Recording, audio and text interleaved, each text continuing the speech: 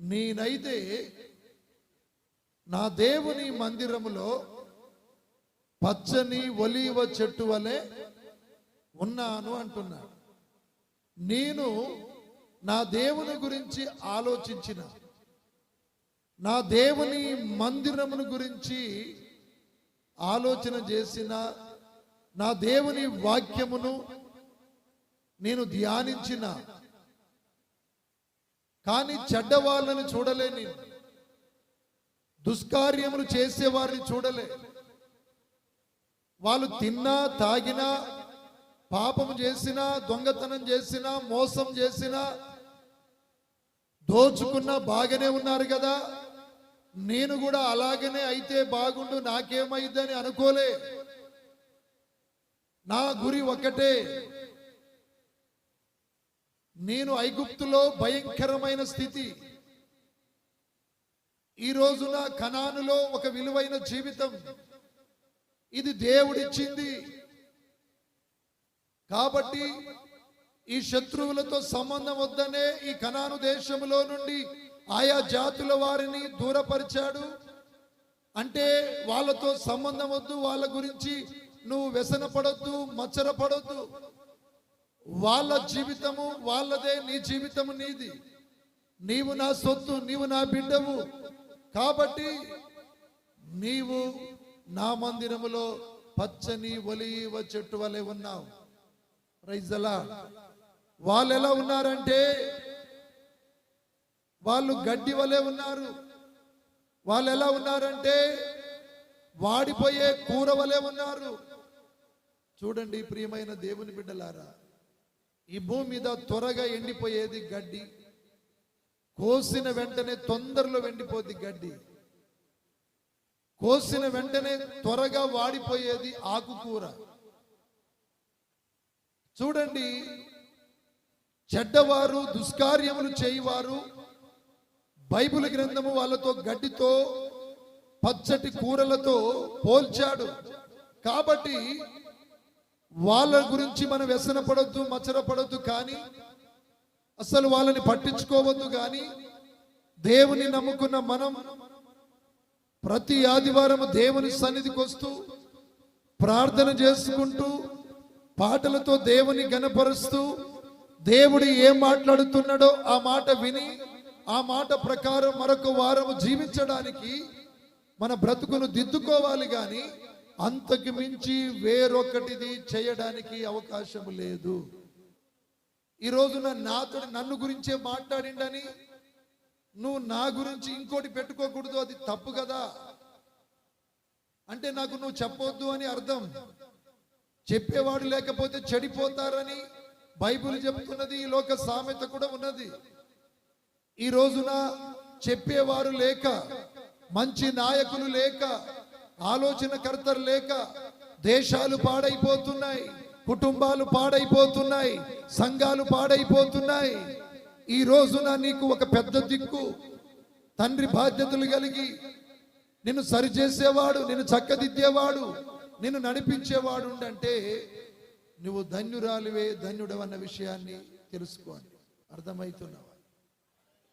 నేను ప్రభువుని నమ్ముకున్నా, నేనేమో అలాగనే ఉండిపోయినా, వాళ్ళు ప్రభువుని నమ్మలేదు, వానికి అన్ని అలవాట్లు ఉన్నాయి, చెడ్డవాడు అయినప్పటికీ ఆ వ్యక్తి ఎదుగుతున్నాడు ఏందని అనిపిస్తుంది. వాడు ఎదుగుతుండని నీకు అనిపిస్తున్నది. కానీ అటువంటి వాళ్ళు గడ్డి వంటి వారు, త్వరగా ఎండిపోయే గడ్డి వంటి వారు. వాళ్ళతో నువ్వు పోల్చుకోవద్దు. యేసు నామానికి మహిమ కలుగునుగాక. గమనించండి ప్రియమైన దేవుని బిడ్డలారా, వాళ్ళేమో గడ్డిలాగున్నారు, వాడిపోయే పచ్చడి కూరలాగున్నారు. నువ్వేమో దేవుని మందిరంలో పచ్చటి ఒలీవ చెట్టు వలె ఉన్నావు. ఎలా ఉన్నావు నువ్వు? ఒలీవ చెట్టుకు గడ్డికి తేడా లేదా? అన్యజనునికి క్రైస్తవునికి తేడా లేదా? చెడ్డవానికి మంచివానికి తేడా లేదా? ఆ తేడాను గమనించకుండా వాళ్ళలాగా నువ్వు ప్రవర్తించాలని నువ్వు ఎన్నటికీ పొరపాటున కూడా నువ్వు ఆలోచన చేయొద్దు. ప్రియమైన దేవుని బిడ్డలారా, పేతురు రాసిన 2వ పత్రిక 2వ అధ్యాయము 7-8 చదువుకుందాం.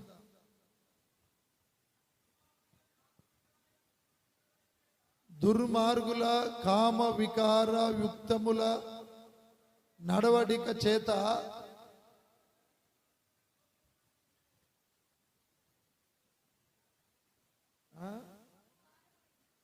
కాదు, ముందుకు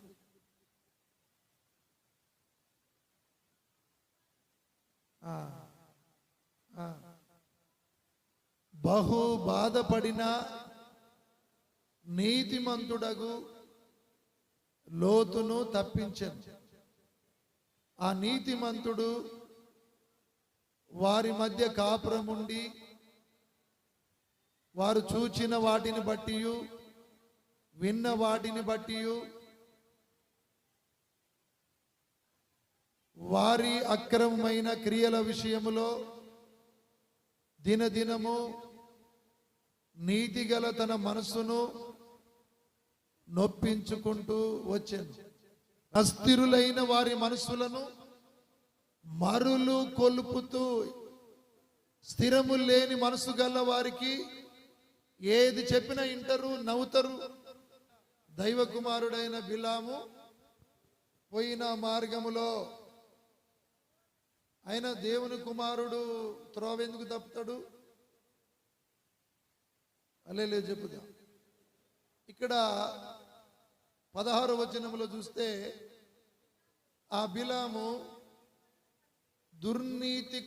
దుర్నీతి వలన కలుగు బహుమానం, అలే చెబుదాం, తలెత్త. దుర్నీతి వలన కలుగు బహుమానము కొరకు దేవుని కుమారుడైన బిలాము త్రోవ తప్పిండు. గాడిదతోటి బుద్ధి చెప్పించిండు. గాడిద మాట్లాడింది. నీ కన్నులు మూసుకొని పోయినాయి, ఎందుకు నన్ను ఇలా కొడుతున్నావని గాడిద మాట్లాడింది. ఈయన బిలాము అంటున్నాడు, నువ్వు నాకు ఎదురు తిరిగినవు, నా మాట వినలేదు, అందుకనే నా చేతుల ఖడ్గం ఉండిన ఎడల నిన్ను నరికేద్దు అంటుడు గాడిదతోటి. గాడిద మాట్లాడుతున్నది బిలాముతోటి, ఇన్ని సంవత్సరాలు నీతోనే ఉన్న నిన్ను మోసిన గాడిద నేను కాదా? ఎన్నడైనా నీకు ఎదురు తిరిగినా ఎందుకు ఈ రోజున ఎదురు తిరుగుతున్నంటే నీ కళ్ళు ఎందుకు తెరవబడలే? నువ్వు ఎందుకు గ్రహించలేకపోయినావు? ఇన్నిసార్లు నేను వాక్యం చెబుతుంటే ఇది నా గురించి, నా కుటుంబం గురించి అని ఎందుకు అనుకుంటలేవురా పిచ్చోడా? దేవుడు నా గురించే మాట్లాడుతున్నాడు, నా కుటుంబం గురించే మాట్లాడుతున్నాడు. అయ్యో, నేను మారు మనసు పొందుతా, హృదయ పరివర్తన చెందుతా, నేను దేవుని కుమారుడిగా కుమార్తెగా నేను మార్చబడతా. ఈ లోకంలో ఎవరు ఎలా ప్రవర్తించినా దేవునికి నాకే సంబంధము. దేవుడు నన్ను తప్పిస్తాడు, నన్ను సిగ్గుపరచడన్న ఆలోచన నీకు బిలాములాగా ఎందుకు రావట్లేదు? ఎందుకు రావట్లేదంటే దుర్నీతి వలన వచ్చు బహుమానము కొరకు ఆశపడ్డావు.